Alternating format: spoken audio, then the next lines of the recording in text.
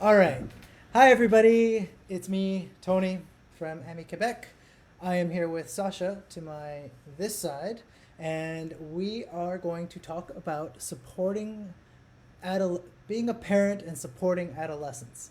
So let's start with who we are, so you can ask us questions, know where we're coming from, what we're doing here, and you go first, Saša. Okay. Hi everyone. My name's Saša.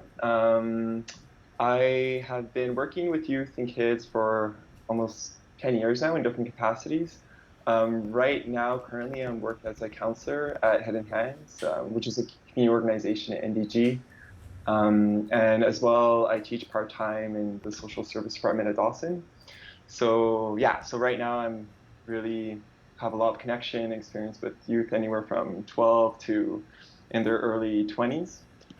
Um, I think this discussion, it's super complex in many different ways. I think it involves a lot of connection to ourselves, how we were as teenagers, and then trying to understand kind of the positionality of teenagers or kids. I think I'll leave it at that. Yeah. Great. So I'm going to be taking notes sometimes because sometimes I'm going to have a question of something you say that I'm going to ask you about.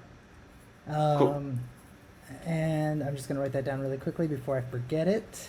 All right, cool. So I'm Tony. I am the outreach coordinator at AMI-Quebec. I actually used to work at Head and Hands many years ago, like a decade ago. So it's like a whole different, well, not a whole different crew, a lot of a different crew there, but like, anyway, so it's fun to like reconnect with someone from Head and Hands and like do this all. It's great. It's like the community sector of Montreal is very small and like intertwined. So it's fun to have another person from an organization I used to be a part of there. So where I'm coming from, I have a master's in youth work. So I kind of specialize, I guess you could say, in kids with youth with behavior problems, at-risk youth, and just generally the kids that are hard to deal with. That's like my area where I tend to excel. I know what areas I don't excel in, but I don't need to get into that. So I am also a parent. My son turns 14 in a month and 2 days, which is kind of wild because I don't look like I have a 14-year-old kid, but I do. Um, so yeah, I've got a bit of experience with adolescence and parenting an adolescent and doing things right and doing things very wrong. So we're gonna kind of go into this a little bit. I think first thing I'm gonna answer is a question of what is adolescence? Like, what age is it? What do you think that? What's like? What do you think the World Health Organization says the age of adolescence is? Because this is something that's like it varies between different ideas and schools of thought and stuff. So what's your like range you think we're gonna be talking about? Hmm. Yeah, I hate putting like a number, Yeah, but and it is yeah, important to say that like everybody develops differently, yeah, right? So it's like it is there very much a range, and it's like a not yeah. precise. Right. So I'd say like, I guess if I'm kind of trying to define it more in terms of like shifts and changes in someone's life, so I think I would try to define it as when a person or a kid is starting to shift from a place of being more connected and dependent on their guardians or caretakers or key members of the family and trying to essentially establish themselves as their own person, like Yeah, still connected, but a bit separate. So like, some kids are very independent from a small age, but if I'm thinking of like the work I do at Head and Hands, like we define youth as like 12 to 25 because I yeah, still think in the early 20s you're still trying to develop your sense of identity. yeah, And I think this generation too, it's changed since like maybe 10 years ago yeah, or that. So yeah, and then at the same time, to my mind, I'm like, we're all still trying to yeah. figure stuff out and establish our identity. But yeah, so I think it's like where there's like major shifts on a emotional, physical, Yeah. spiritual, mental level that yeah, kind of create these like deep connections that can bring up a lot of feelings, a lot of thoughts that can be destabilizing in some ways, but Okay. also create opportunities for growth, I Okay. guess. All right. Yeah. So that's yeah. That basically sums up what adolescence is, right? Like it's like all these changes and stuff. I had to look this up because I was like I don't have any idea like what the age range is because like kids who are acting as caregivers for their family members are gonna reach that age younger than kids who have a parent who is constantly hovering over them, supplying them with everything, giving them everything they need, and not challenging them, right? So this is like that range could be 8 years old for one kid and 14 for another, right? Yeah. And it's like that's not obviously the physical changes of like hitting puberty and all that stuff that definitely factors in, and that's like part of it too. Mm-hmm. So the World Health Organization says 10 to 19, which I think is like an all right range. And it's interesting because like Head and Hand says 12 to 25 that the range is, and they recently raised the age, like the government of Canada raised the age to like 32. Yeah. That's like youth, 32. I'm That's 37. I'm turning 38 in like 6 days. And I'm like, oh man, I was a youth like not that long ago. yeah. Yeah. So it's like pretty great. Yeah, you're just emerging from I'm just adolescence emerging right from now. adolescence right now. That's it. I'm just no big deal. All right. So just so for those who are just tuning in, I'm Tony. This is Saša. We're here to answer questions and talk about adolescence and how, as a parent or as an adolescent, how you can like be better supported by your parent, or how a parent can support an adolescent. If you're a teacher, how you can support adolescents and parents and stuff. It's a community effort, right? It's not just like this like mom, dad, child situation, because the family structures are very different all over now, right? And then schools play a big part of that. Workplaces, it's like aunts, uncles, friends, lovers, whatever your like family dynamic is, it's all part of this supporting an adolescent. So I always start with a weird question, and it's like those like icebreaker things that people do. So I'm gonna start with, what is your favorite land mammal? Hmm. And I don't have an answer to this myself, so I'm gonna think at the same time. Yeah, I really like questions like this. Land mammal. Land mammal, yeah, because you could it could be a lot of different things, right? Oh no, there's too many.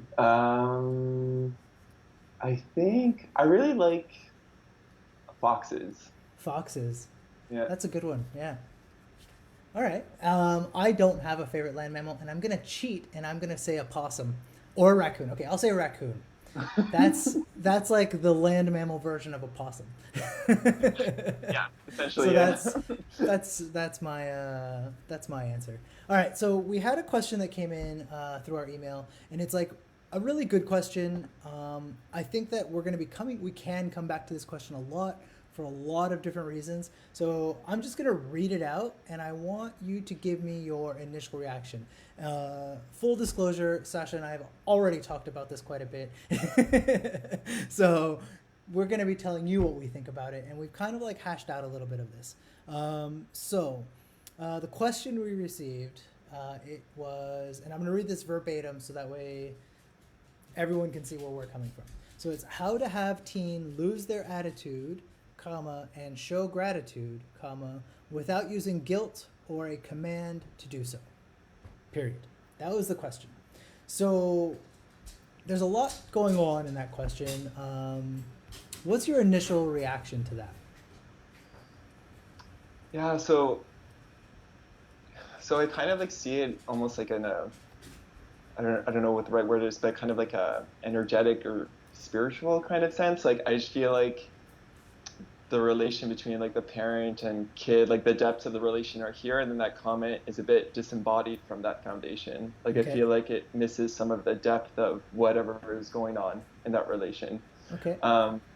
I love the idea, like I don't want to use a command, or I don't want to say or approach my kid in a way that's going to inspire guilt or shame, because often it is hard to, yeah, people rarely, especially with shame, people rarely are motivated to try to change things up if they're being overwhelmed or feel ashamed by their Okay. actions. Um, but I'm also thinking too, like I'm kind of sensing a bit of like disappointment or frustration, which is related to Yeah. anger. And then when I'm thinking about anger, which is like really important emotion, like I always kind of construct anger is like a, it's a tension between feeling hurt or scared and trying to protect or care for yourself or your kid. Okay. So I don't know if that's like, but it's like, so I think that's important to look at. Like what is happening in my kid that's leading me to feel hurt or scared? Okay. And then it sounds like this person's trying to figure out a strategy to care for themselves and Yeah. care for the kid. Yeah. Um, and I think by kind of understanding it that way, like the parent or whoever can have empathy for themselves. Like there's some fear or some sadness in me, and I don't know what to do, but yeah, I'm trying to figure it out. Yeah. But I also don't want to hurt my kid. So it's actually coming from a place of love, but just trying to figure out what's the best strategy, I Yeah. guess. If that makes sense. But No, yeah, that I definitely see that. You know, the interesting thing that I get from that is I read this question, I immediately hear frustration. That's like that bleeds through to me. I and you know what? I'm gonna type this question up while we talk about it, so that way people can know what we're talking about. So give me 1 second here. How to? Whoa, that's not what I wanted to do at all.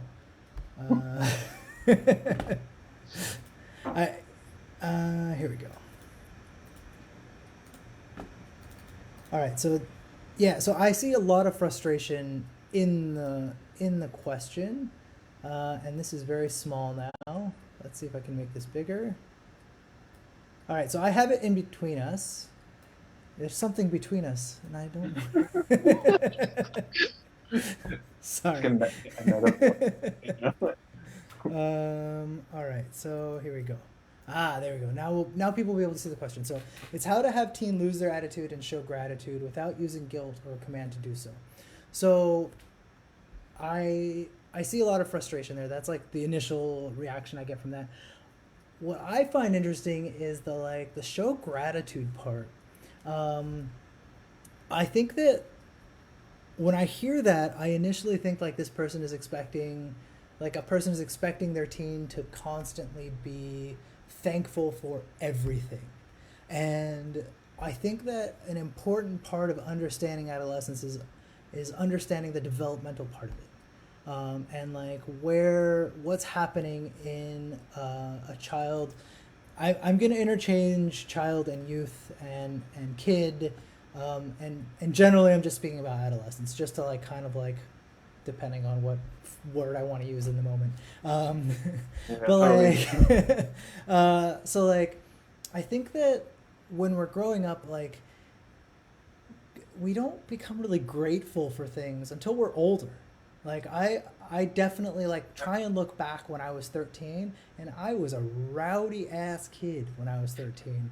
And like I wasn't grateful for anything. I mean, I was grateful I had a house and like, you know, but like I just wanted like I was skateboarding all the time. I wanted to go outside. I didn't want to be home ever. I wanted to be like doing my own thing.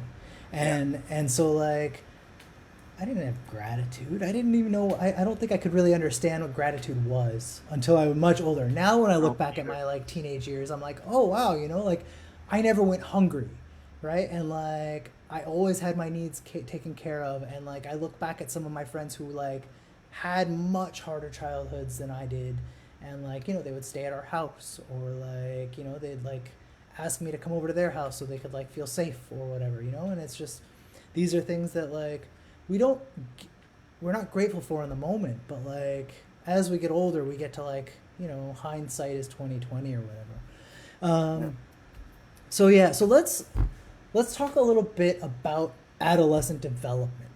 Like what's going on, like what I'm gonna take this question off the screen now so we can just like talk about adolescent development. So what's happening? Yeah, what's happening? So imagine I'm 10 years old again, right?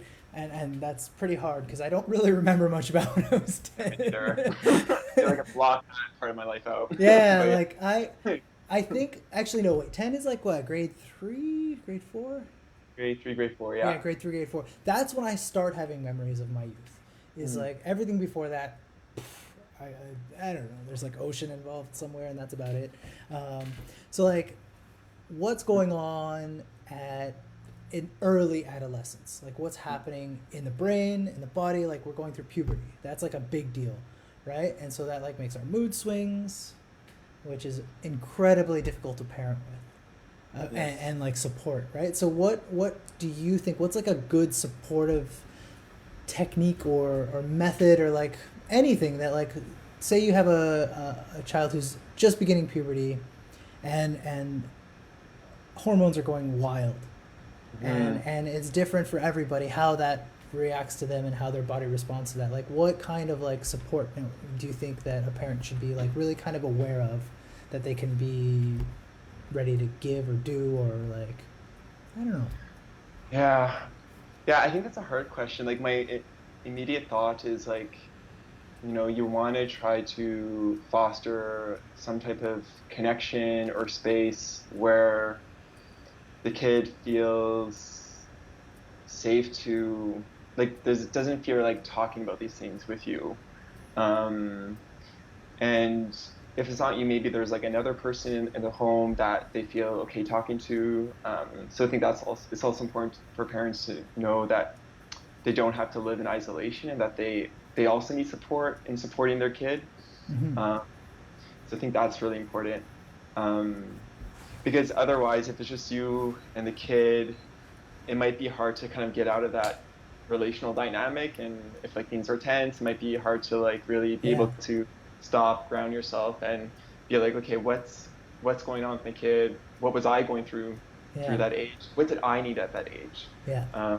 Like I think so when I think back when I was like in this period of my life, like yeah, I feel like I really needed a role model that I could trust, that I could feel free and not ashamed to be vulnerable with. Okay. Um, so I think kind of creating a space where a youth feels okay to be vulnerable. And when I mean vulnerable, I mean like raw with whatever emotion comes up. So Yeah. whether that's like really angry or really sad or, really dramatic or really sassy, like these are just kind of like manifestations of like intense shifts that are happening in like a kid's life that they don't really understand.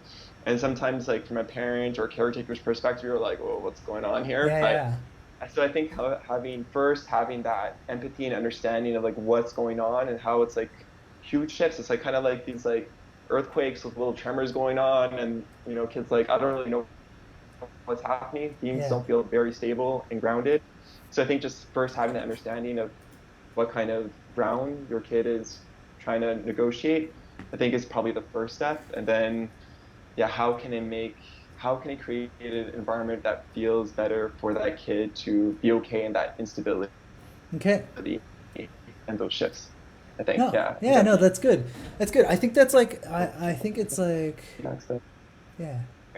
Yeah, we're good. I think it's I think it's important. I okay. think I like what you're saying about offering like the safe place and like also the like the dynamic shifts in moods, right? Like they can be explosive at that age, right? Like you can go from the world is the perfect place, nothing can go wrong, to you like drop your pencil and all of a sudden you're the angriest person in the world and nobody Mhm. can help you get out of it and it's everybody's fault that that thing happened to you or that Yes. thing Yeah. happened in the world, right? And so Yes. like I think a good thing that parents can do to best support adolescents too is because parents have these swings as well, right? They're not as dynamic, obviously. Like I mean, they shouldn't be at least. Well, not shouldn't. That's not true. Uh, Yeah. they they can be as drastic in adulthood, but hopefully by the time we've reached adulthood, we've we've learned coping skills and mechanisms to be able to either like not tamper those emotions, but to be able to control them and like respond to them in healthy ways. And I think that's an important thing to model for adolescents, is that when you're incredibly angry, you have to model how you should respond to anger. And that's how kids learn, right? Like they learn from the people around them. And so if they see you being explosive and throwing things and cursing and swearing and hitting, and that's there, you're modeling This is what I should be doing in this this is kind of exactly this situation. is exactly Yeah. yeah. And so, but that doesn't mean we can't mess up, right? Like you can mess up, be angry, and throw a cup, and then be like, that was wrong, I shouldn't have done that. And I think it's important to be able to also, and part of this too is like in supporting your kids and like acknowledging when you mess up, because then it allows the space, I feel like it allows the space for kids to be like, oh, okay, I can do something and it's not set in stone. Yes. Like my reaction is not set in stone. I can always turn my response and my emotions into a direction that I can control and into a healthy response. Yes, totally. Yeah. Yeah, like as you're saying that, like I'm thinking of, because yeah, as you like for kids, like, yeah, maybe it's sometimes it's easier to get fixated in a particular emotional state. Like everything's bad, everything's good. I really hate myself. Like I'm the best. Like it can be easier to get fixated in certain states. But also adults it is too. Like, but I think, why am I saying this? So partly why I'm saying this is like trying to focus. I think it's important to use language where you're not saying things that like you are bad or that's you're wrong. Like not not focusing on the person or the kid, but the behavior or the action, just so that the kid doesn't like internalize the notion that they're bad or they're wrong. And I think, as you're saying, like also being forgiving to yourself when you do make those mistakes, because we all do it, and we do that to ourselves too, where we can be so hard on ourselves if we make a mistake or we do something wrong, and then we just feel immense shame. But yeah, so I think in the same way we want to try to separate our kid from the behavior, we want to separate ourselves from the behavior and mistake that we made, just so that we approach ourselves and our kids more compassionately. Yeah. So this is kind of actually like a good segue. Like what some of the things you said, I thought that like I wrote a note down, and you had mentioned earlier is like self-talk, like how we talk to ourselves, right? So if we mess up, imagine if we would, and this is, a lot of people have heard this before, and it's kind of I don't know if it's a cliche yet, but it's like, would you ever like let someone talk to you the way that you talk to yourself, right? And that's like a very common like a way of approaching self-talk, and like, okay, would I ever say like I'm sitting here telling myself I'm terrible, I'm the worst, I hate this, I hate myself. Would you ever actually let someone else talk to you that way and like accept that as like a reasonable thing, or would you respond and be like, no, I'm actually not that, that's not me, I'm not this thing that you're saying I am, and it's all negative, because we get into our heads and we can be negative. Yes. And so I think that part of, and like, you know, one of the links that I have is like about resilience, and so I'm gonna post a link about that here on our feed, and it's about resilience during adolescence, and I'll have my notes there too, which is stressing resilience during adolescence and looking at the big picture. That was like my note to myself. And so like this is a link that it's how to build resilience in youth. And so resilience, for those of you who may not have heard that before, it's something that goes throughout our entire lives, right? And it's like resilience is how we bounce back from adversity, essentially, from stress, from challenges, and whether or not those stressors may like allow us to like struggle for longer or a shorter amount of time, right? And so more resilient people, this is something that we work on and take into adulthood. They are better at dealing with stresses in adulthood when they have a strong resilience. And so this article goes into a lot of different things of how you can build resilience, and one of those things is self-talk. Do you want to talk about that a little bit? Like what Sure. is self-talk, and like how can we like support someone to be better about that? Yeah, so self-talk, it's so yeah, so it's a bit tricky because some of us are super aware of like our internal dialogue, how we talk to ourselves in our mind. And then, but sometimes we need to try to give some intentional space to kind of connect to those voices in our head and see what kind of impact it has on our emotions, on our behaviors, and to recognize too that a lot of our inner dialogue or self-talk are things that were implanted in us by the messages we got as youth. So we've internalized those messages, especially if you're a youth, you like absorb things. Sometimes you're Yeah. not conscious of what you're absorbing. And then in the same way that, we're talking about gratitude before and being conscious about gratitude, sometimes it's only in adulthood or late adulthood that we realize like, oh yeah, I have all these internal messages in me that do impact me. They impact my emotions, my health, how I engage with the world, how I engage with my kids.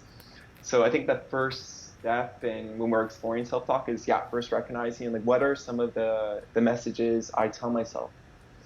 Um, and so for instance, if I give a personal example, like some a messaging that I've worked on a lot over the years is like this idea I'm worthless, there's something inherently wrong with Right. me, I'm disgusting, something like that, which is a really intense messaging.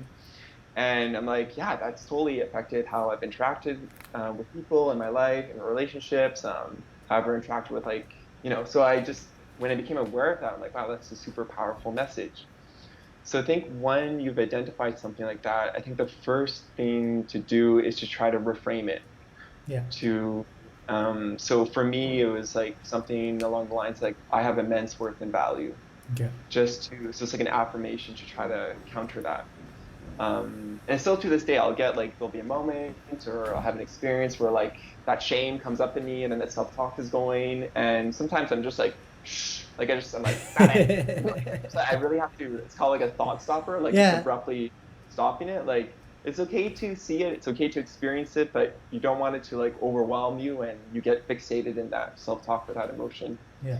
So I think the first thing to do is become aware of how us as adults that functions in us, and then understand how, okay, so if this was going on in me, then for sure, in some ways, I've been enacting that message in obvious or discrete ways in Yeah. the relationships with my kids and stuff like that. And of course, the first reaction is like, oh, I'm like a bad person, I'm a bad parent, but Yeah.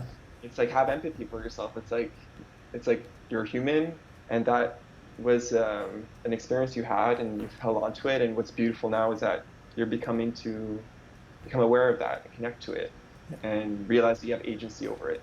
Yeah, so I Yeah. think that would be It's first good. thing. I like what you said about reframing the thought process and like stopping it. And I think that that's good. The example, I think this is like it gives a really good example in this article. So I'm gonna say it Okay, yeah, because it's in totally. front of me.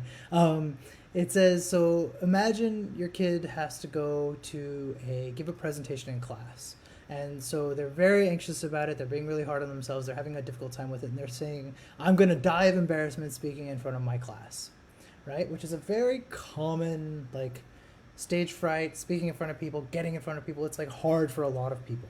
Um, so a way of like reframing that thought process is saying, public speaking isn't my favorite thing, but I can cope. Or public Hmm. speaking isn't my strength, but it's good to try new challenges. Right? So we don't Yes. have to do the cliche thing of just imagine everybody in their underwear.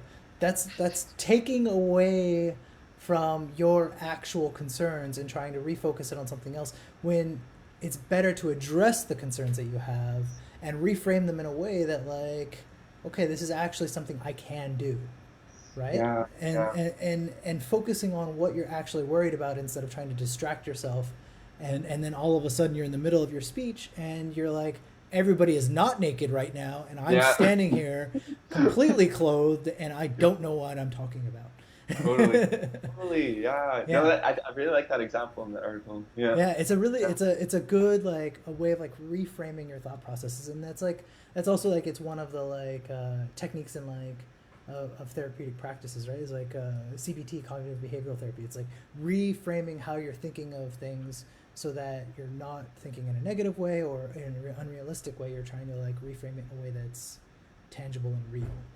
Yeah. Yeah. So let's talk about. I'm gonna go through this list real quick because there's a lot of good things in this about building resilience. Um, let's see here. This is a good one. So social skills. This is a topic that I've had a lot of discussions about recently, because of the changing dynamic between. I don't know how old you are. I'm 37. I'm on the cusp of the internet being a really big part of my life and like socializing through the internet. Like when I was growing up, AOL Instant Messenger, ICQ, those were like the things. Yeah, exactly. Right? Yeah. And so like but people so like my son's 14 and I know that I'm definitely one of the younger parents of his cohort. Like for sure I'm like in the young side of things. Most parents are probably almost 10 years older than me, which I find completely mind-blowing to have like to be like almost 50 and have a 14-year-old. But like that's people's realities. And so people who since I'm right on the cusp of that like internet age, people who are a little bit older have a hard time, at least I've found, have a hard time with supporting adolescents who are very much engrossed in internet and internet culture, using phones to talk to each other, not going and knocking on someone's door to find out where they're at. Like, how can we, what techniques or what would you tell a parent who would come in and say, I don't know what to do, my kid is just on his computer and on his phone 12 hours a day.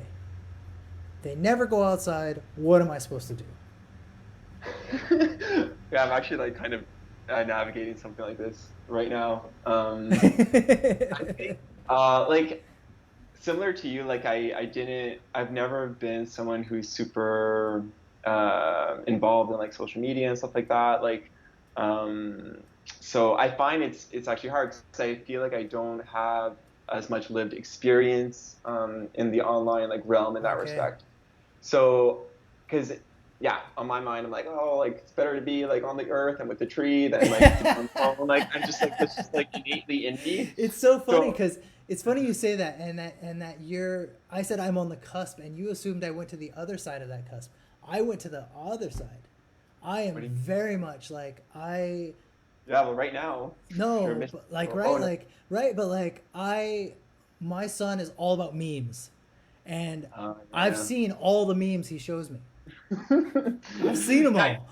you're probably more connected than I am because I don't have like a kid at home. You know? Yeah, yeah, totally, Right, totally. and so like anyways, yeah, so it's interesting that like we're both around the same era, and Hmm. like but I still like I have an Instagram account that I update like daily, and I talk to people regularly through Instagram, and it's not like a thing that is foreign to me, right? So when Hmm. my son is like, I have friends that I'm talking to, I try to be like, okay, instead of telling me I'm going to talk to my friend, tell me your friend's name, right? Yeah. Like this is a way of like trying to relate and personalize this like identity of this person that he knows online that maybe he hasn't actually met in real life. Maybe he has, but he Yeah. knows their name. He knows more intimate details about them than their parents do.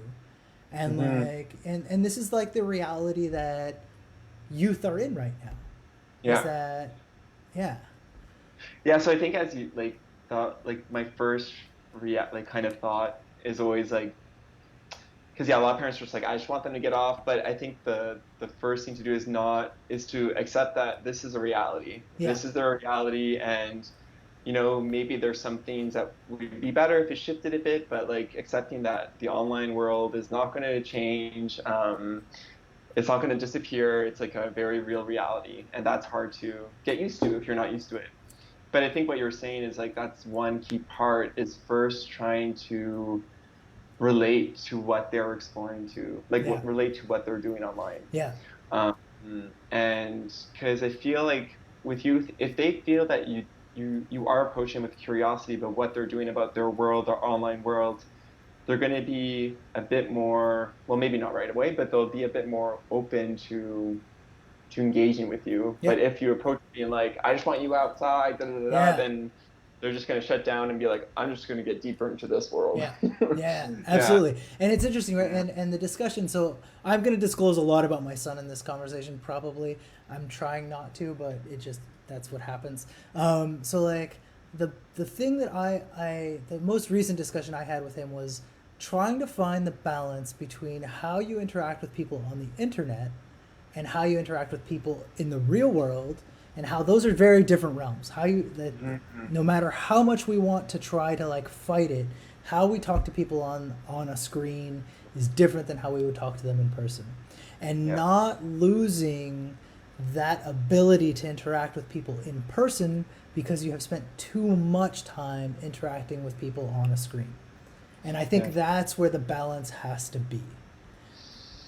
Yeah. So that's like the yeah, the most difficult thing is how you relate and connect to someone in real life is totally different because yeah, you can feel the energy, you can read the body language more Yeah. easily. It's more difficult to be reactive in Yeah. person. There's consequences to how you, if I start yelling at someone online, like I don't really see what the impact Yeah. is on that other person. So there might be less emotional accountability. So yeah, I find like reflecting about these things and trying to, in a gentle way, engage your kid in these type of Yeah. conversations, um, because yeah, yeah, for all the reasons you were saying, Yeah. yeah. I mean, also, and can you imagine, like in adolescence, right? If we have these mood swings in person and they're very difficult to manage with another person in front of us, they can just get completely out of control on the internet. Kids create Yeah, like they create alter egos and like identities that consume them, and then they feel like they have to become that identity that they've like created. And it's yeah, like there's definitely a balance, I think, between understanding and accepting the realities that the world we're moving into and moving towards is more digital now than it hmm was and it ever has been. And it's probably going to hmm keep going more in that yeah, direction. Even exactly. now, right? Like in the past, since March, the world has gone so much more digital that it's like out of control almost. Like Hmm. everything we do is My like existence is a square. is a square. It's like two squares next to each other. It's like Hollywood squares on the screen. It's just like, and Yeah. so it's like, how do we support adolescents in like, and the healthy relationship with the internet and also with like the real world? Like I try to guide my son now. He's gotten to the age now where like he's past the young stage of adolescence. Now he's gotten into like he's forming his own identities and he's becoming more independent. So I see my role as a parent as more guiding him to making decisions the best way he can. And Hmm. so like that's something also that I like we had a list of things for those of you who are watching us. Like Saša and I had a few emails back and forth, and like there was a list of things that we were wanted to talk about. One of those things was like that brought up is like guiding kids into like making decisions, and they're not always going to be the right decisions.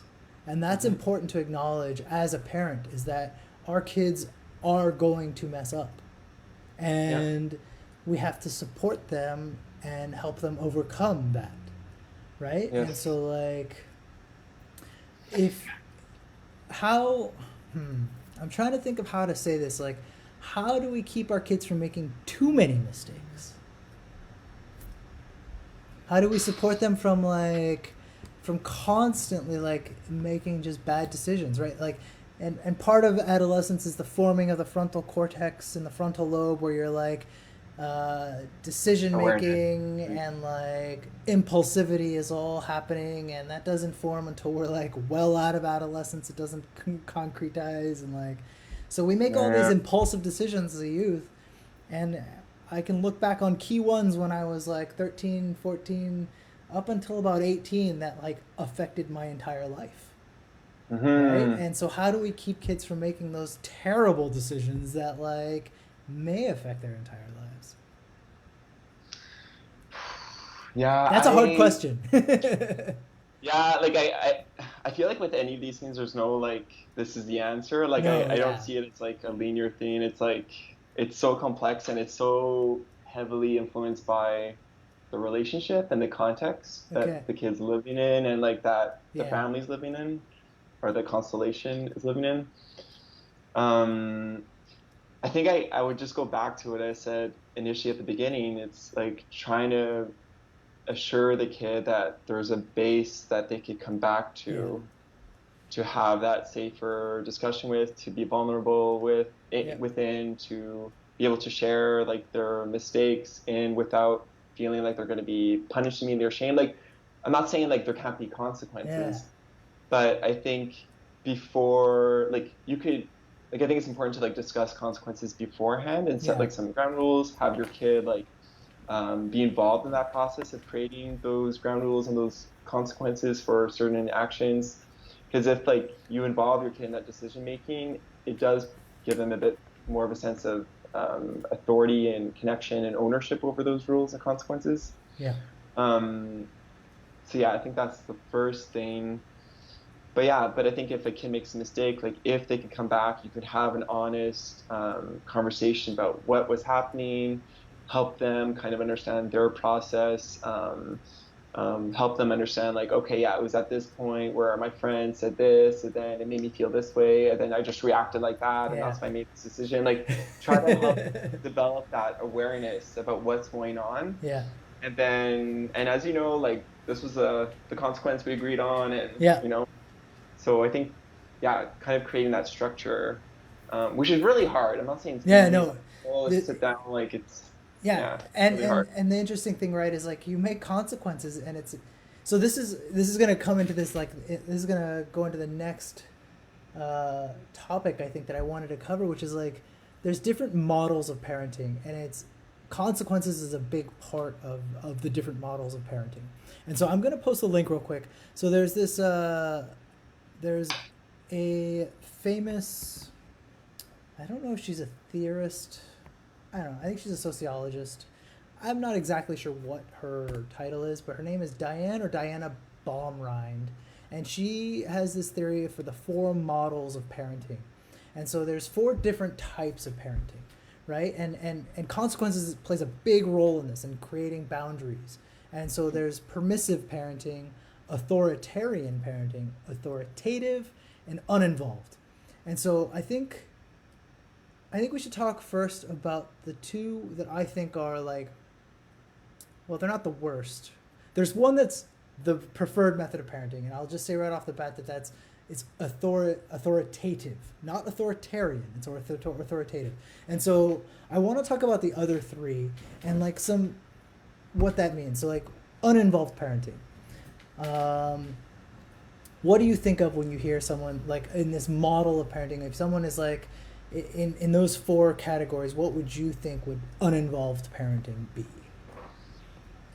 So yeah, so my okay, so I'm gonna say like my initial feeling, but then I want to go a bit deeper about what could possibly be the roots of Yeah. that kind of. Okay. Yeah, that's important. Good, because there's definitely like the title, and then there's why, and those are Yeah, yeah, definitely two different. Well, there can be multiple reasons why, but like yeah, definitely, yeah, it's much deeper than just I'm uninvolved.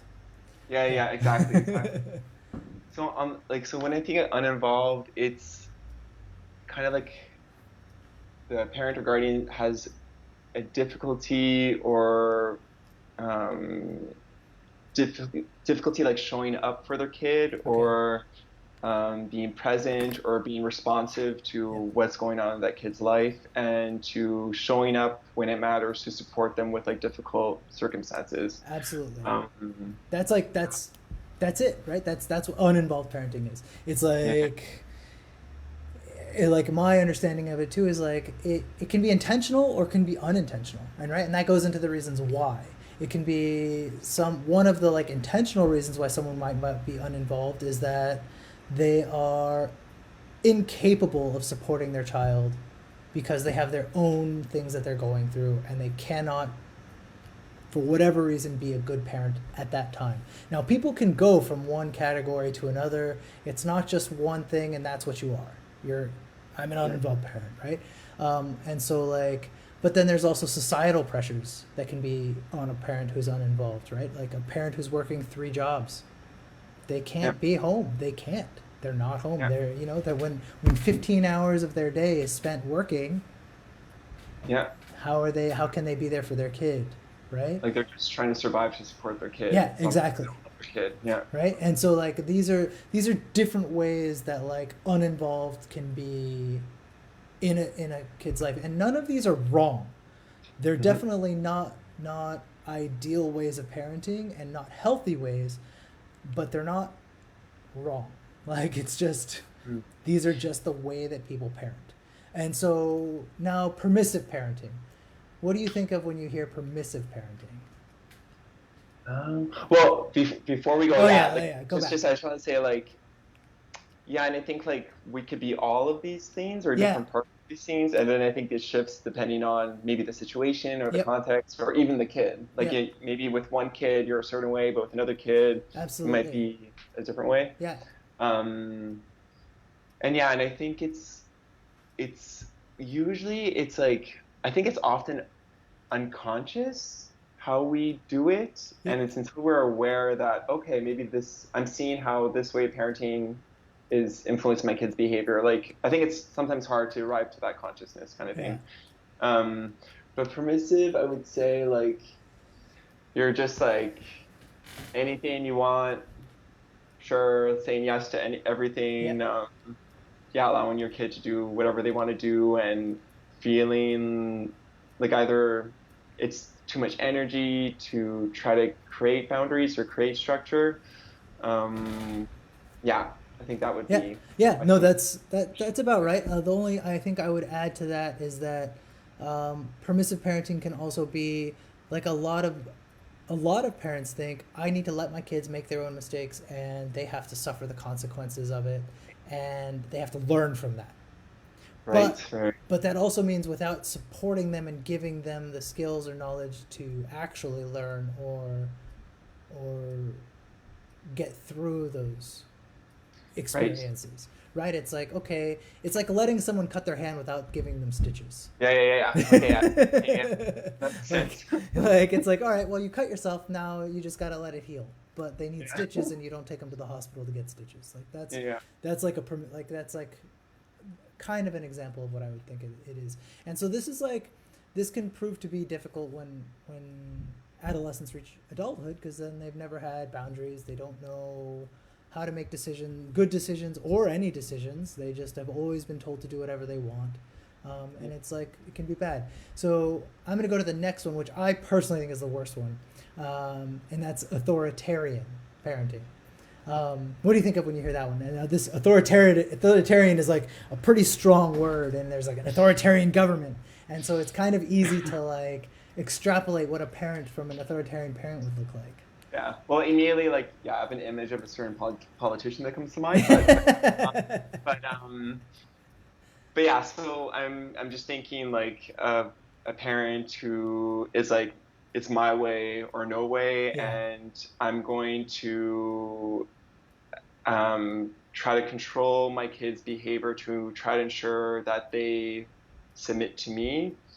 And once again, maybe some of that's not very conscious, but it's just that person projecting possibly what they experienced in their childhood, or they fear not having control. So they sometimes engage with their kid in very strict or harmful, potentially abusive ways. Once again, maybe it's not intentional, but it's just their way to try to control their kid, and but it can be harmful, very harmful.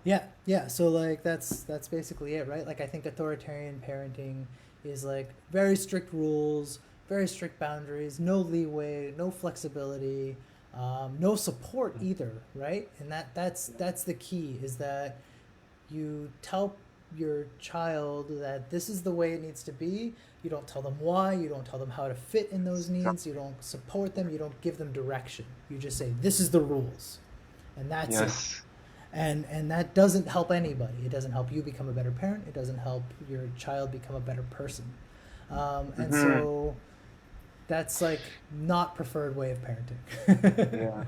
And like kind of what we're saying before, like because like teenagers are trying to develop their sense of self and their independence, but then you're kind of limiting that need for that exploration kind of thing because exactly. it's like this is the way and there's no way. So then the kid's like, okay, but I'm feeling this, but I'm told that that's wrong, so I'm going to repress that. So that could have huge impacts on the child's development. Like if I'm thinking that if the kid like identifies or is exploring their sexuality, their gender identity, then it's like, no, you have to be this or that. Yeah. So then you start repressing that. Like it can have really long-term effects.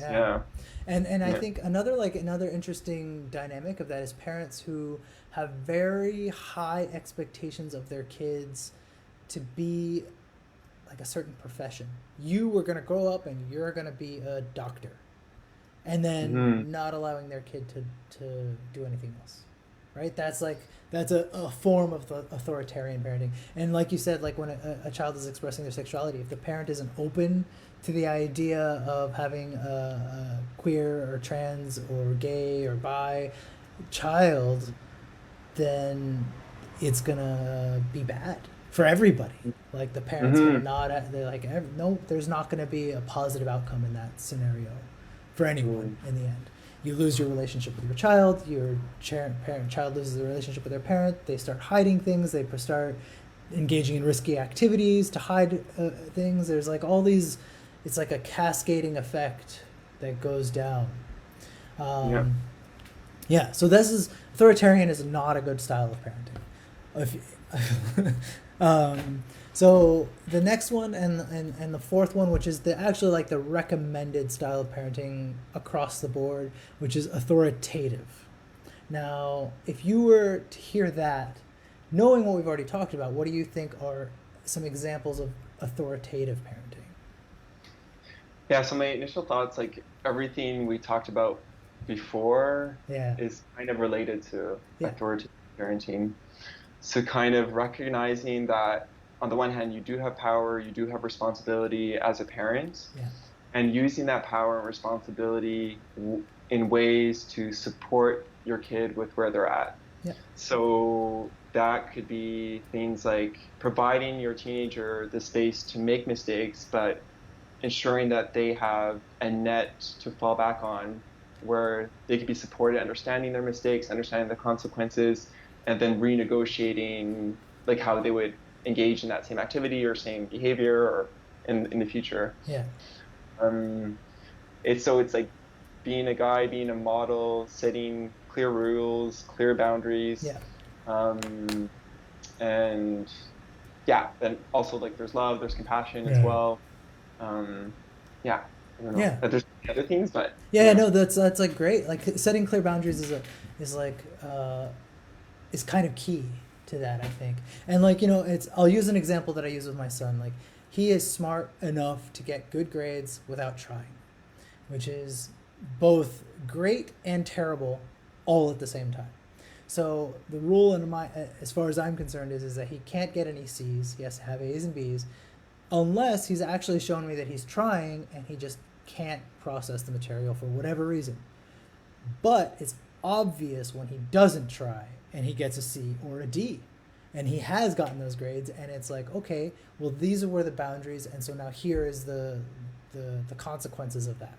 And like they're never fun, but that's the like, and it's interesting, right? Like the thing that I always like, that if you would have told me as a parent that like before I became a parent, that I don't think I would have agreed with you, but I would definitely like, I think is that punishing, having to like set boundaries and punishing your child sucks for you just as much as it sucks for them, right? Like being like, okay, no, you're not allowed to have any sleepovers or go see your friends for 2 months.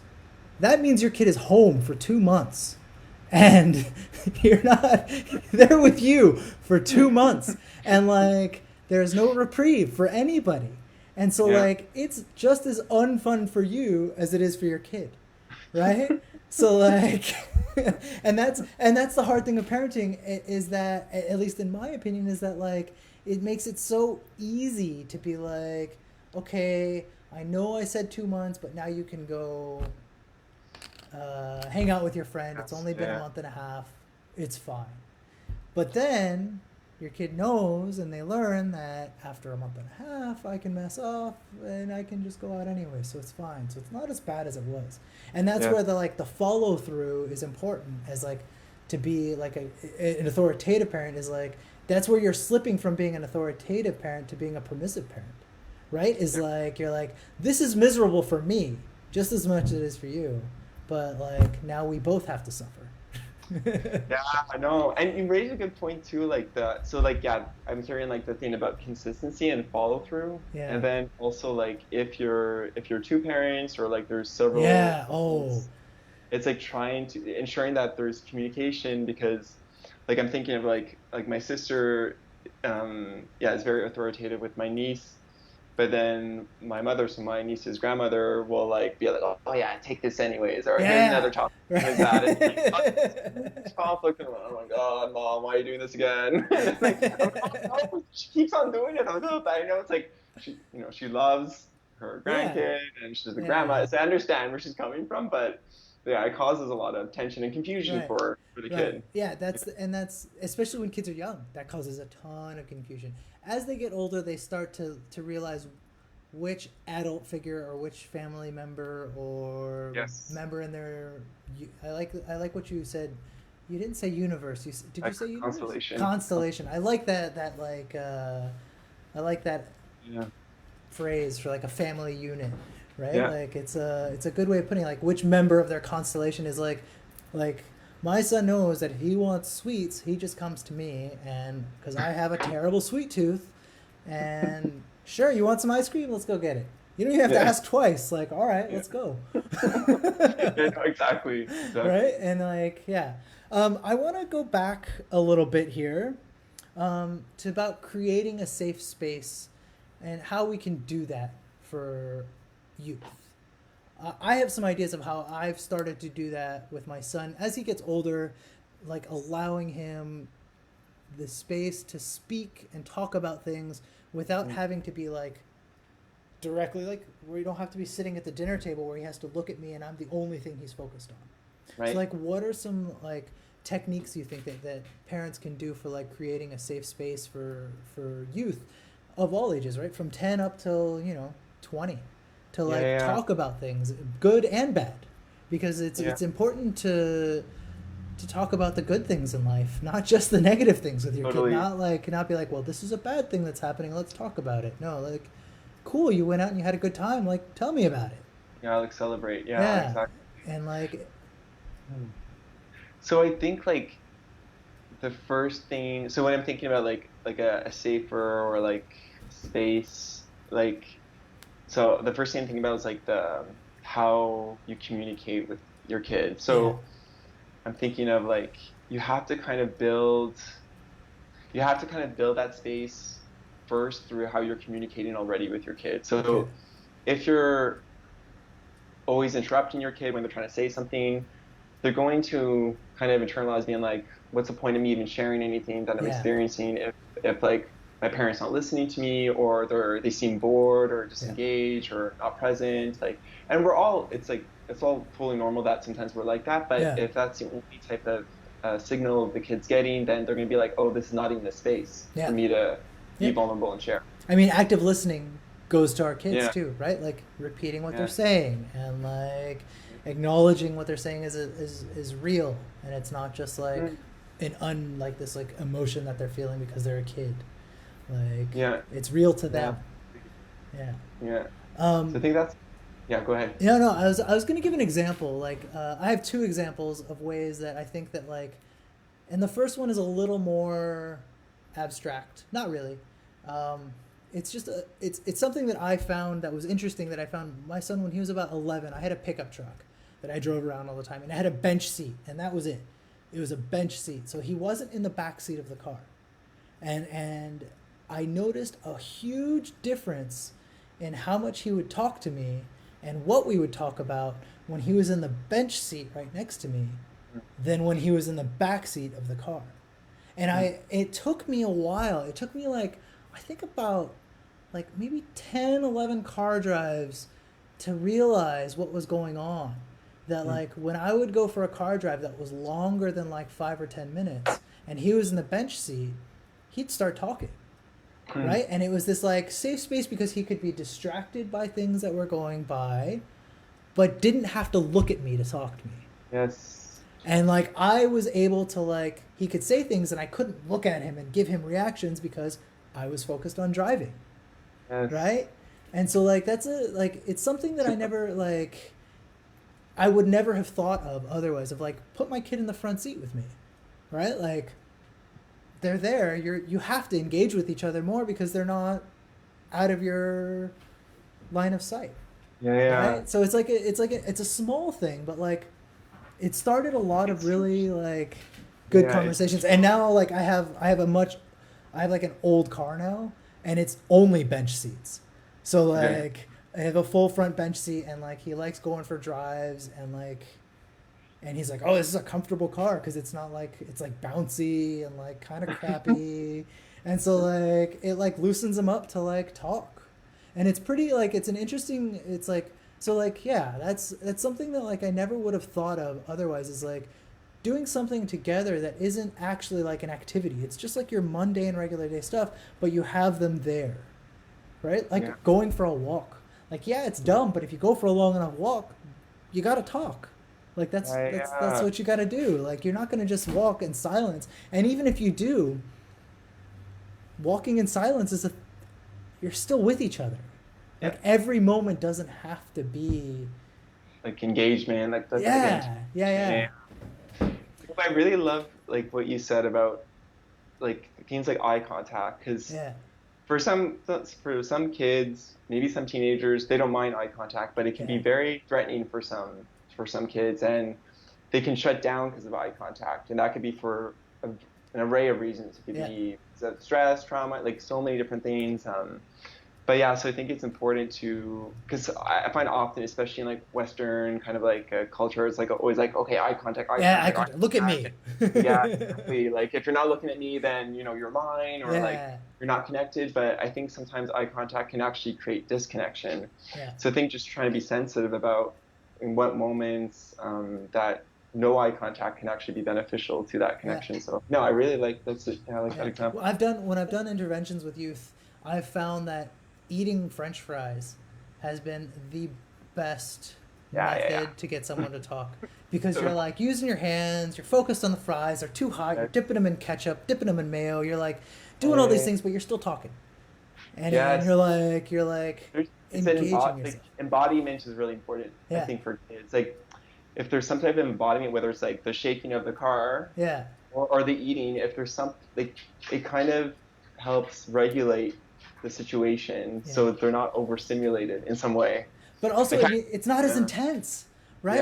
You're like, okay, let's talk about this really serious topic. You sit in that chair across from me, I'll sit in this chair across from you. And you look at me, and you look at me, and we have to talk now. So I just looked at the clock and it's 8:03. Wow. So do you have any like we went over like a lot of stuff. Do you have any like parting words, last things you want to say, there's so many things I was prepared to talk about, and the time always flies. It's like are there any questions? We haven't had any questions come in. If anyone has any last minute questions, now's your chance. Type them in the box there and add a comment, and we can go over them, but I haven't had any come in yet. Oh, well, yeah. Last words. I think I keep on coming back to this, but I think because it's such a relational kind of dynamic, I think it's important to connect and be empathetic and to ourselves, to kind of like really take the time and create intentional space to try to reconnect to the emotions you were experiencing back then. Because I think if you're able to relate to yourself more deeply about what the process was like in adolescence, I don't know, I think it will help you have a bit more clarity about how to approach your adolescent.